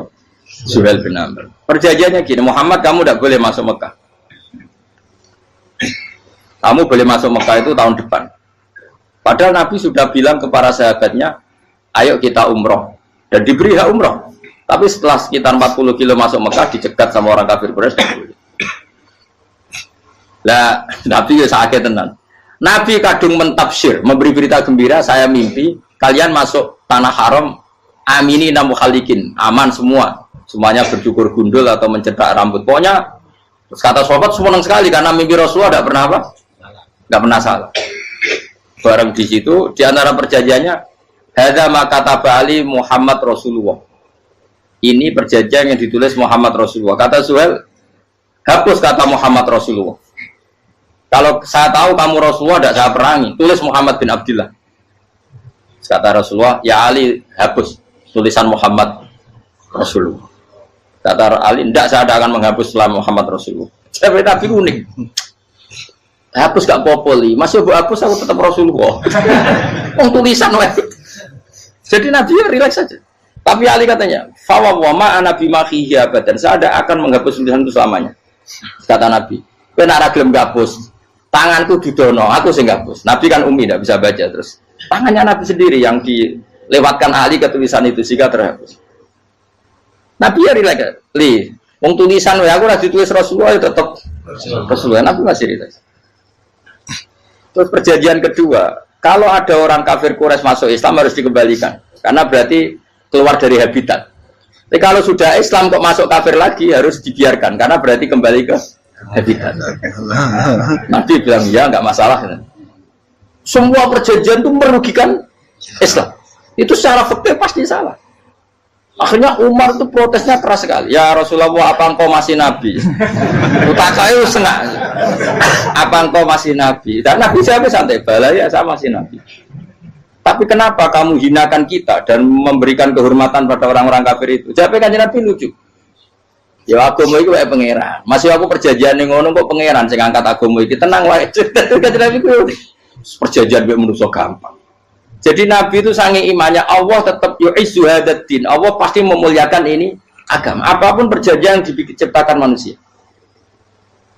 Makanya bapak saya, Mbah Mun guru saya itu ngaram-ngaram tenan mikir Islam. Islam mbok pikir haram, ono sing duwe. Ben ngono. Dunia rusak kok apa ben tetep Islam ku mulya. Rasa mbok pikir wis keliru-keliru lah perjanjian dunia keliru lah. Lu coba Uni Soviet kayak apa hegemoninya? Kayak apa kuatnya Uni Soviet? 100 tahun mengkooptasi Uzbek, Tajikistan dan tapi apa bisa menghilangkan keimannya orang Uzbek Ceknya? Ketika Uni Soviet bubar langsung malah negara-negara itu jadi persemakmuran yang negara apa? Islam. Indonesia kayak apa? Dikooptasi PKI, dijajah Londo 350. Mbah Soleh Darat alim zaman Londo, buyut-buyutku alim zaman Londo. Iku semondok Mekah ya alim. Zaman PKI ada wong alim. Saiki ayo zaman Islam Nusantara apa ono sing alim koyo.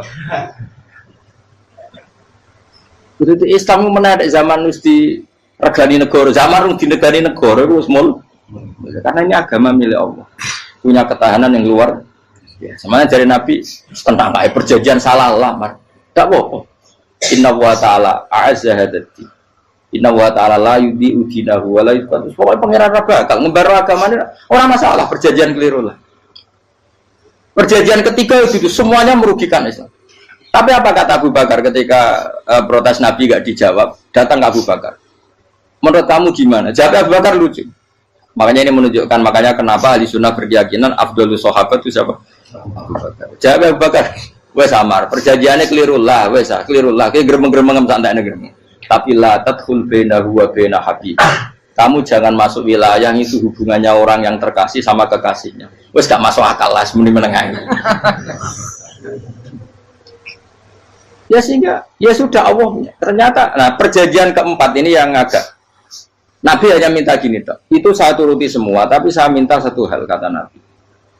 Bolehkan diskusi tentang Islam terbuka. Makanya diskusi terbuka itu baru kata Nabi. Jangan larang orang mendiskusikan Islam. Itu dok mintanya. Oke dari Suel, diskusi wae pikirannya Suel kan, diskusi wae. Enggak masuk Islam, diskusi. Jangan larang orang yang membicarakan Islam secara terbuka. Ada kata terbuka dari Suel, oke enggak masalah. Itu dok, yang itu pun enggak jelas menguntungkan Islam apa? Enggak. Akhirnya apa yang terjadi?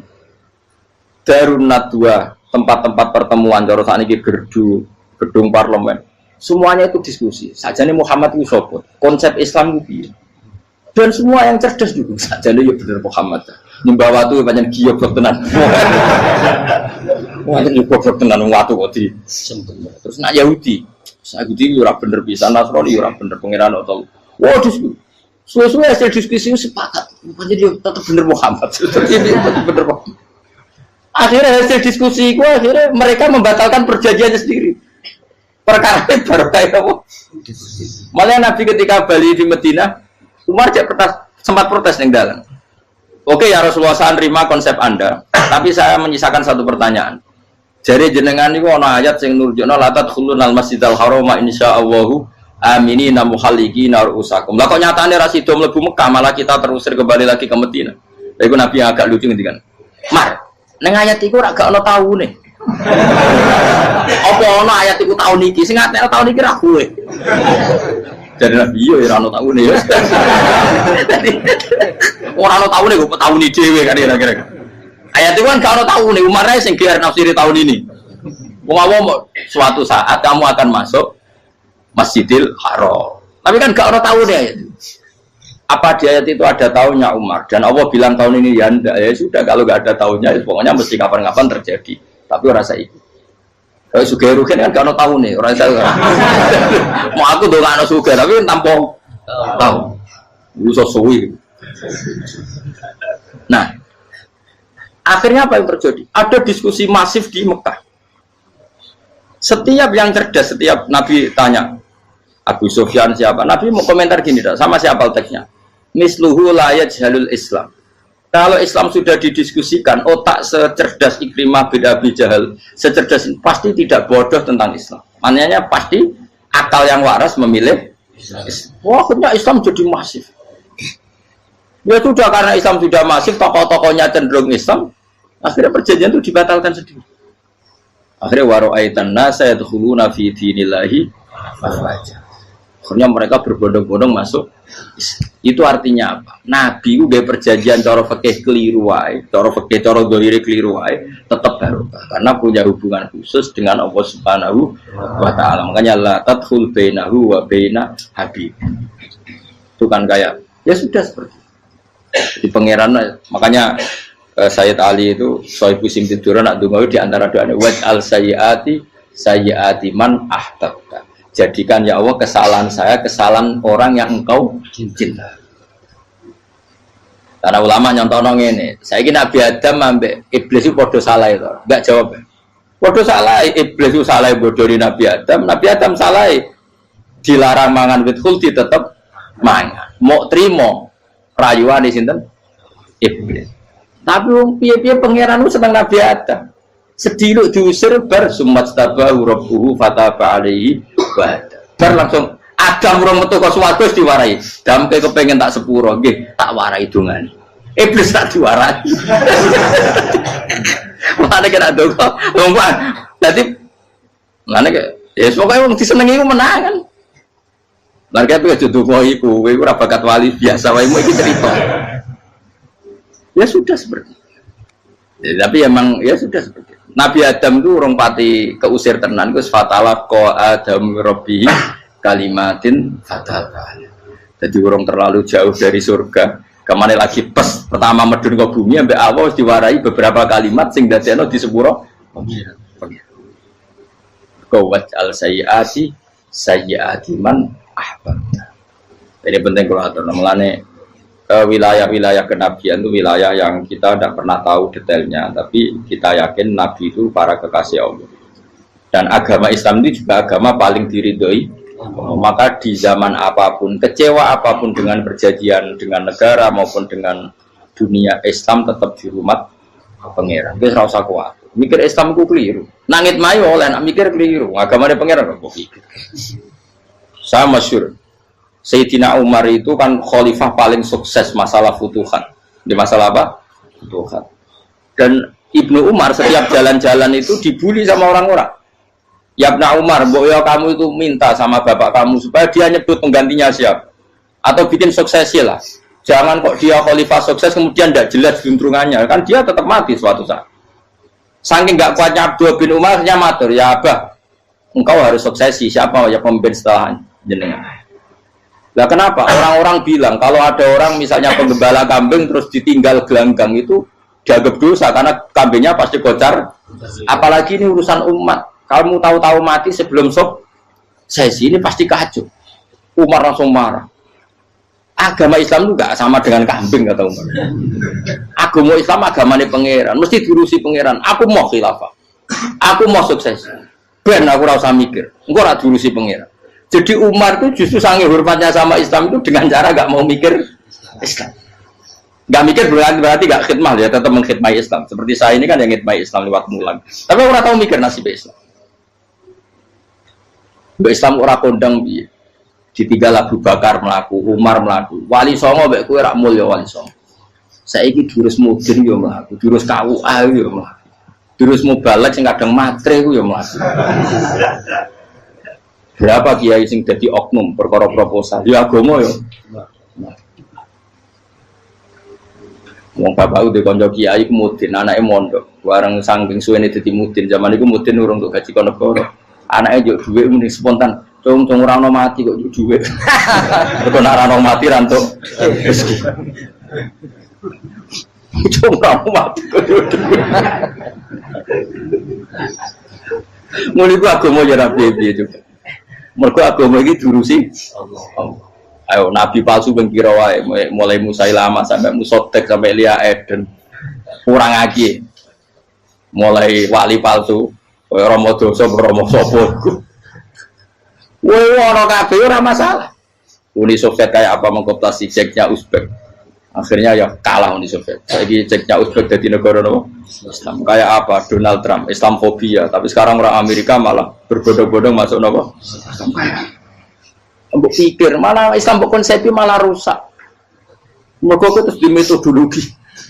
Harusnya penyebaran Islam itu begini. Harusnya mbahmu kira pangeran ngomongnya harusnya. Wong Islam kadang mlaku ya lewat mudin ya. Saya itu punya santri, ini kisahnya kan. Itu lahirnya di Bali, itu bisa baca Fathul Mu'in. Lahirnya di Bali. Bahkan dia ketika SD itu tukang mimpin lagu Hindu. Lagu Bali itu Hindu, Hindu. Karena dia ketua kelas, tapi Islam. Semua. Jadi dia ikut. Gara-gara jadi bapak itu bakal sate yang Bali.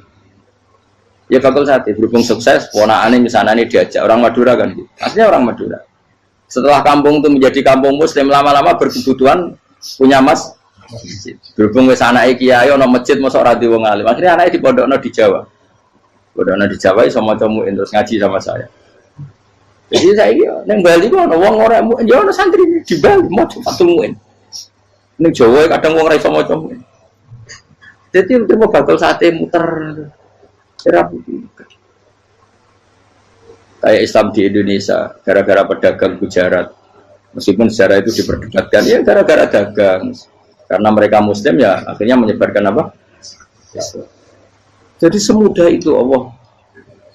Termasuk konflik Ali bin Muawiyah itu barokahnya sama susahnya konflik itu masih banyak barokahnya. Sayyidina Ali sama Sayyidina Muawiyah, karena kita ahli sunnah ya tidak menyalahkan salah satu madzhab ahli sunnah ini. Itu barokahnya beliau konflik itu banyak sahabat yang migrasi, ada yang ke Cina, ada yang kemana-mana, termasuk yang diyakini para sejarawan ada yang ke Selat Malaka, termasuk akhirnya sampai ke Baros itu. Barokahnya orang nggak nyaman di Yaman itu di Syria sama di Irak. Jadi Allah ngendikan marojal bahro ini nopo yal taqiyan, dua mata air itu dipertemukan, itu banyak muara sungai itu bermuara teng nopo laut. Kados kali Kapuas, kali pundi-pundi ini sawangannya bermuara teng laut. Yal taqiyan di sawangannya ketemu. Tapi itu semua hanya firo'il apa? Ini dalam pandangan. Kulo nate banyak ngaji tenggene kitab-kitab karangan Imam Rozi. Imam Rozi itu ulama tafsir besar ingkang menjelaskan posisi Quran sebagai wahyu yang berkarakter bahasa. Jadi Quran ini wahyu, dia mesti bener. Tapi piye wae Quran itu bahasa. Niki rungaken ya. Jadi Quran piye wae napa? Bahasa. Jadi mungkin sampean ben gak kaget. Mungkin sampean gak kaget wong imane sampean ikan mokong, ora wati paham lah iman apa? Mokong. Tapi kok anak putune sampean kok iso janggal mbek Quran. Nak generasine kula jenengan ra iso jawab, kok anak putune jenengan wis ra iman mbek Quran. Iman raturan, jadi gak diilmiah. Contohnya ngeten nggih. Ketika banyak ilmuwan itu bisa dari orang Islam piyambak, dari orang Barat, baik itu sekuler, orientalis, Kristen, Katolik, macam-macam. Ketika banyak ilmuwan itu penemuannya lebih diakui secara ilmiah ketimbang tulisan-tulisan agama, itu kan menimbulkan keguncangan. Ndadekno iman iku oleh. Misalnya ngeten sing terkenal. Mungkin jenengan sering pireng. Nabi nate dawuh bulan itu ning langit ketiga. Nah, srengenge ning langit keberapa? Kok terus terakhir langit terakhir itu sing dinggoni Jibril. Nggih. Terus ketika wonten berita bahwa para NASA Amerika itu bisa naik bulan. Rata-rata kiai desa dulu gak percaya. Nabi Muhammad sing nabi nak munggah ning gone bulan tak pamit mbek Jibril ngono ae ora mesti dibukakno ngenteni diintegrasi saiki sapa Muhammad mbek sapa Jibril dibukakno. Itu satu contoh. Kula dek dalu ngaji kalian santri-santri kula terangaken. Jadi masalah utama umat Islam itu antara lafadz ngene iku lugat iku terus diimani nganggo karpe dhewe. Lha iku sing dadi masalah utama. Lugat ya bahasa itu diimani menurut karpe dhewe, orang menurut karpe ilmiah. Contohnya gampang kan. Sampean bayangno langit itu apa? Langit itu satu wilayah, satu area sing digoni malaikat, satu area yang tidak tersentuh. Kamane bayangno langit itu satu area yang tidak tersentuh. Sehingga ono kabar nak bulan ning langit ketiga kok trimo menungso tok bulan terus sampean ora percaya. Gue dianggap masuk wilayah sing wis wilayah Jibril. Padahal tidak begitu. Masalah istilah sama itu istilah lughat. Terus Imam Rozi menjawab sama itu istilah lughat. Jadi sesuatu yang tidak bumi ini itu namanya sama. Sesuatu yang tidak bumi ini namanya sama. Sampean sing nate kaji sing numpak pesawat. Kulo nggih nate numpak pesawat sing jarak-jarak jauh. Sampean ndelok dhuwur nggih langit. Ngisor nggih napa? Langit. Sampean nak buka teng pesawat ing jendela. Delok ngisor ngeten nggih langit, delok dhuwur nggih napa? Langit. Sebab itu istilah langit itu hanya untuk menunjuk, istilah sama itu hanya menunjuk sesuatu yang tidak bumi. Terus Imam Razi mencontohkan Allah dawuh alam taro kaifa daraballahu masalan kalimatan kasajaratin apa thayyibatin asluha sabitun fil ardi wa far'uha apa fis sama, okay? Asluha sabitun apa fil ardi wa far'uha apa fis sama. Kalimat thayyibah iku kaya uwit sing thayyibah. Jadi ku wit kurma. Asluha sabitun fil ardi. Akare wit kurma menghunjam ning bumi. Wa far'uha fis sama. Cabang-cabangnya atau dahane fis sama. Ya artinya kan sederhana loh nggih. Wit kurma ku dahane fis sama. Sama artinya mosok koyo bayangane sampean sesuatu yang bener-bener gak tersentuh. Wong dahane wit kurma fis sama. Jadi kasajaratin apa? Thayyibatin asluha sabitun fil ardi wa far'uha apa? Fis sama. Sama to mriku mosok artine lemu angit sing enggak terjangkau. Wong artine kaya wit kurma sing akare menghujam ning bumi wa far'uha apa? Fis sama. Dahan-dahane utawa cabange fis sama. Sebab itu istilah sama tenggene Quran itu menunjuk satu arti yang tidak bumi. Nak sampean delok teng munjid teng kamus-kamus mutlakul uluwi, sesuatu yang atas itu sama.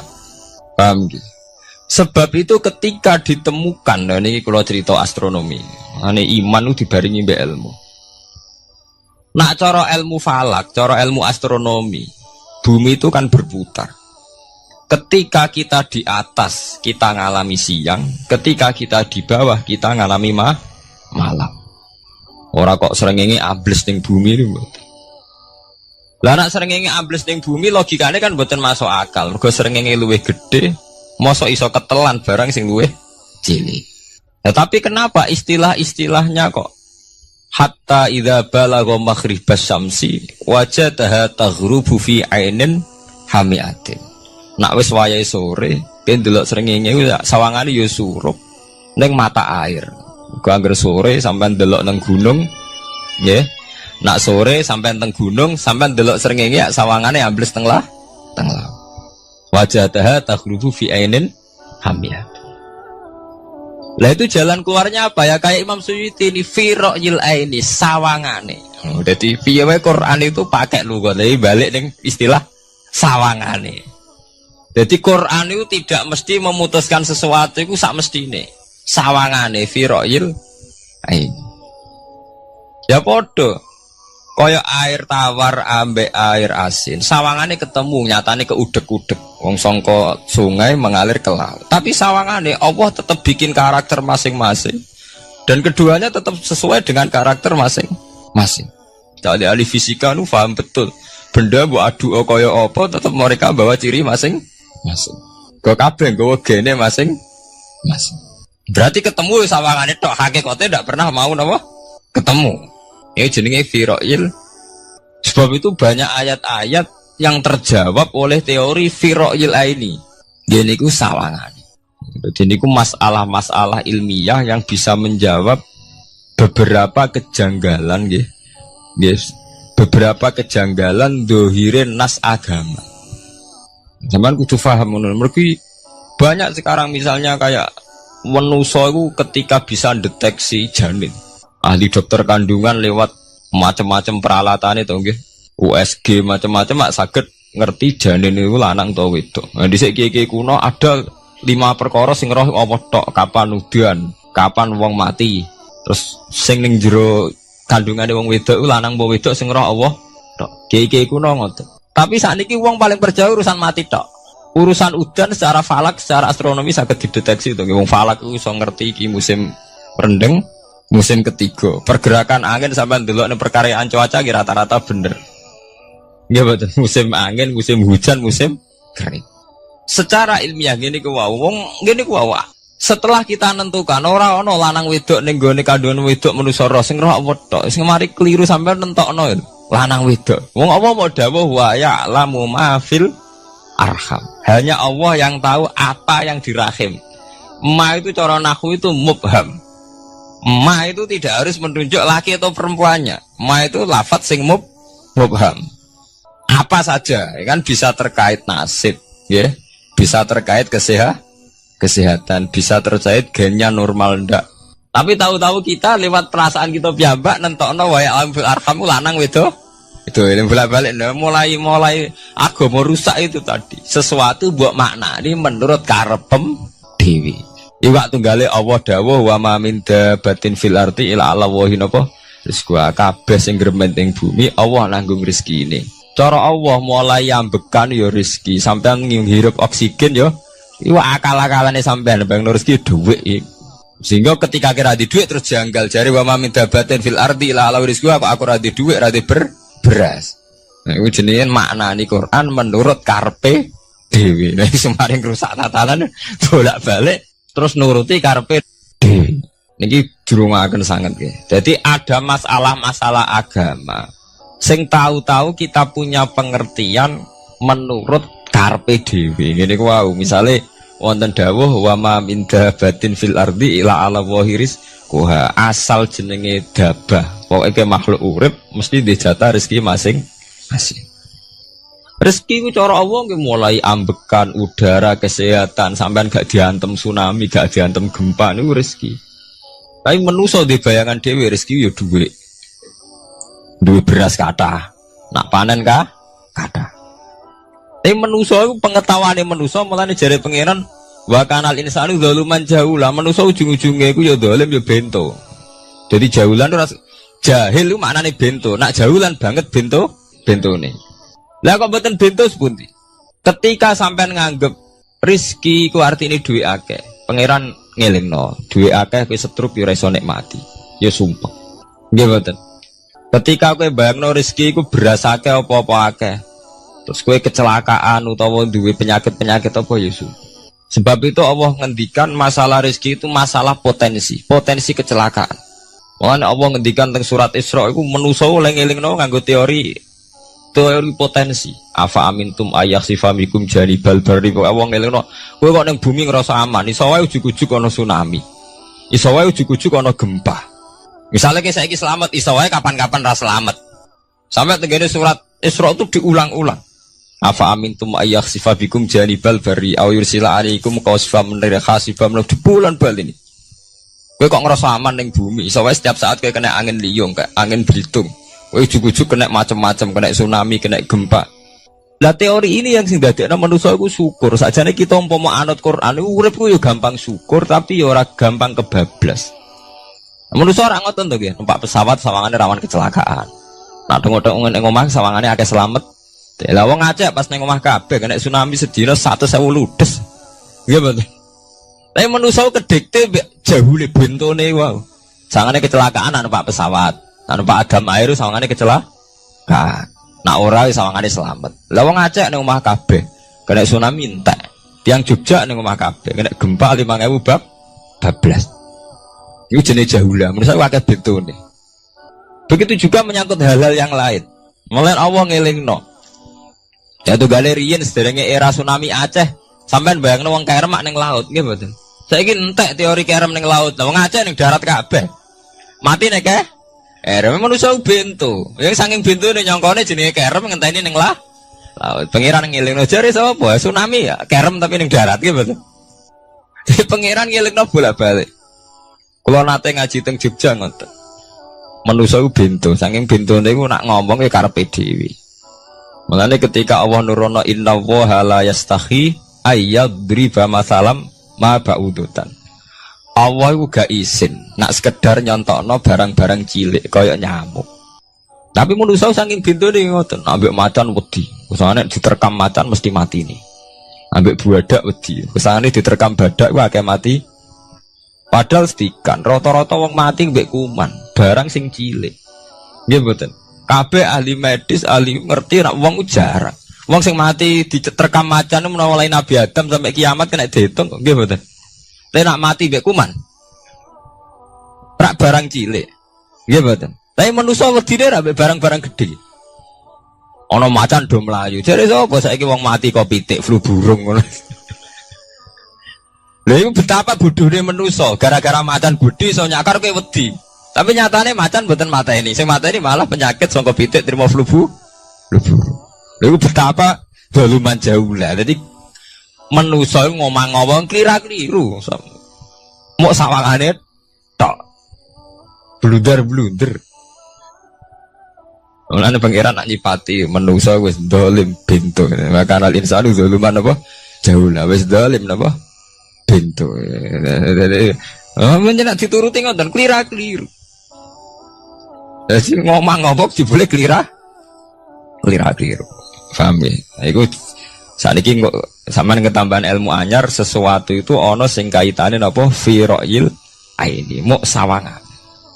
Sebagian ilmune manusa mau nurutin apa sawangane ora nganti tok ilmu hakikat.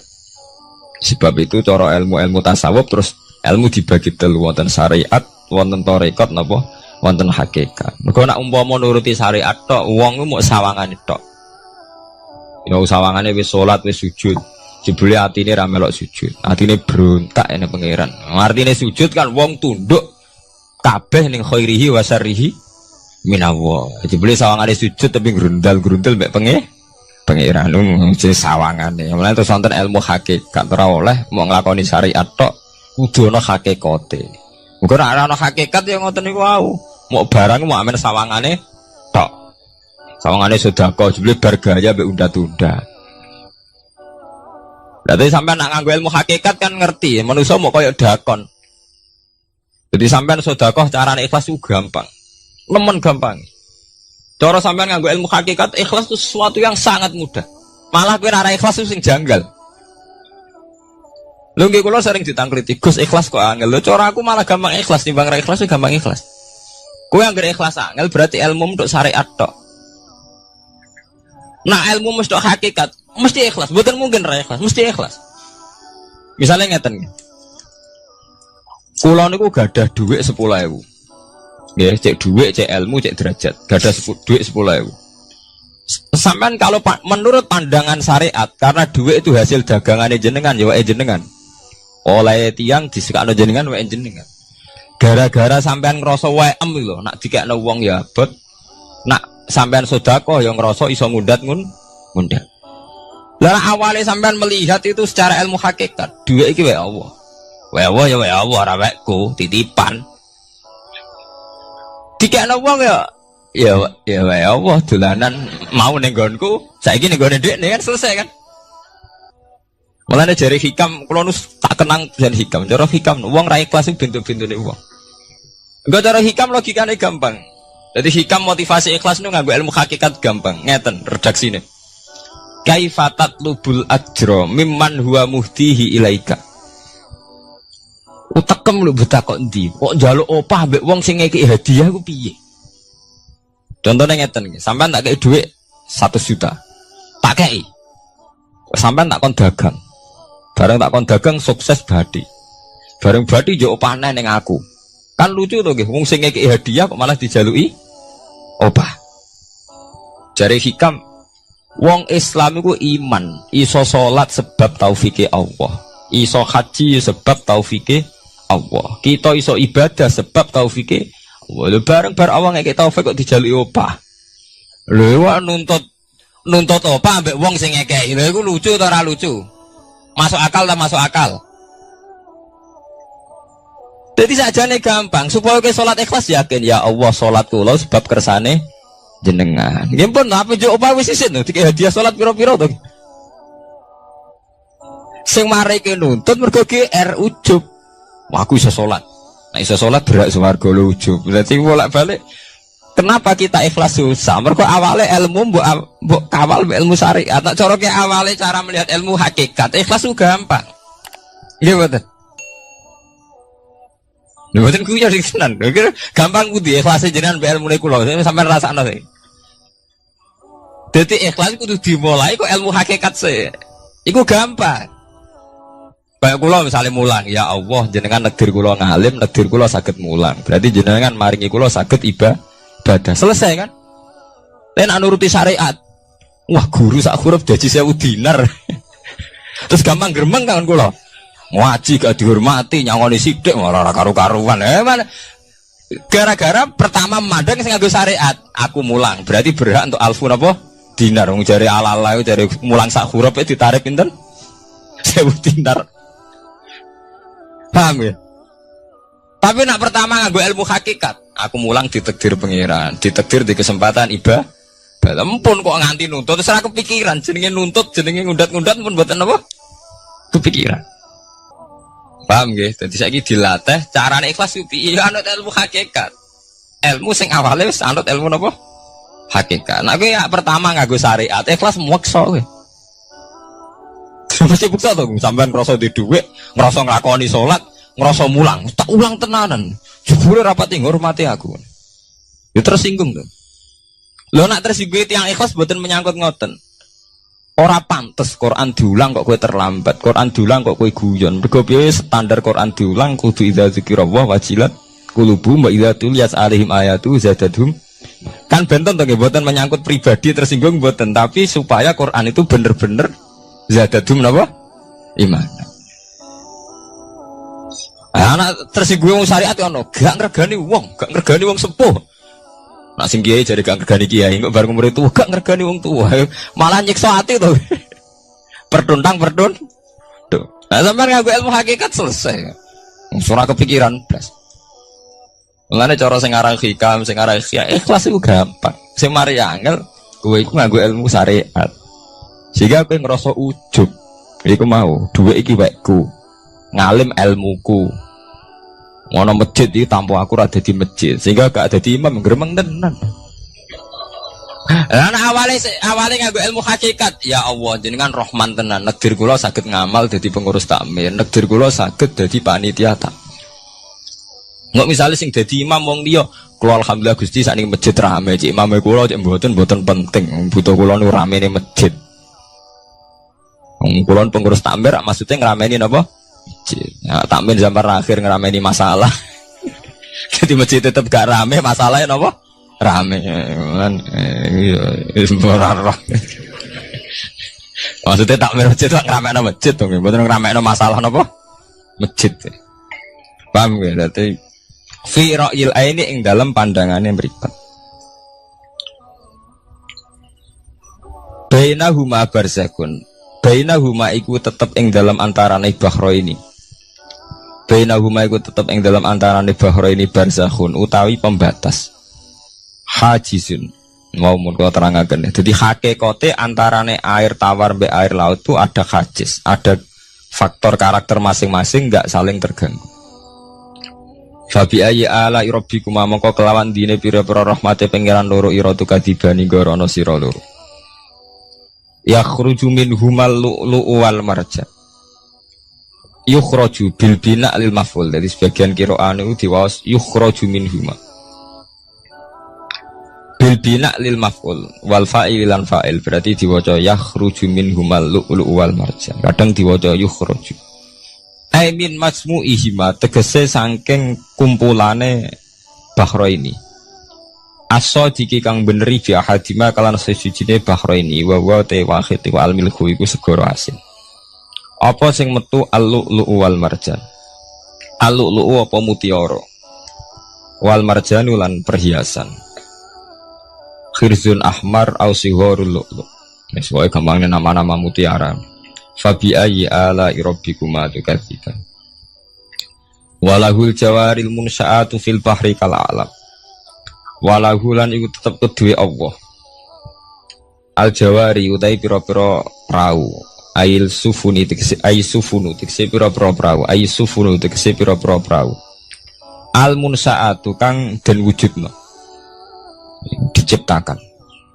Ail mukhtasatu tegese ingkang diciptakan fil bahri ing dalam segara. Kal alami king prau mau kaya gunung. Apa meneh sakniki anggar perahu ki koyo gunung. Riyen perahu niku cek cilik-cilike pangeran nyifati koyo gunung. Saiki perahu gede-gede. Tapi gini, apa jamin selamat. Ini wow manusa kedikte mbek sawangane. Nak peraune gede, teknologine canggih, sawangane selamat. Nak perahu konting sawangane kecelakaan. Nah, genane senopati kapal canggih kecelakaan si perahu kunting udah selamat malah sing nulungi. Terus kena pangeran itu surah pangeran ora kena diatur. Nah genane wong sing ning segara ora kerem, sing tengok-tengok ning Aceh ning darat malah napa? Kerem. Nak sampean wis mulane wau nggih tenggene surat Isra kula duduaken. Dadi pangeran ngelingno nganggo teori kewalik, iku nganggo teori potensi musibah.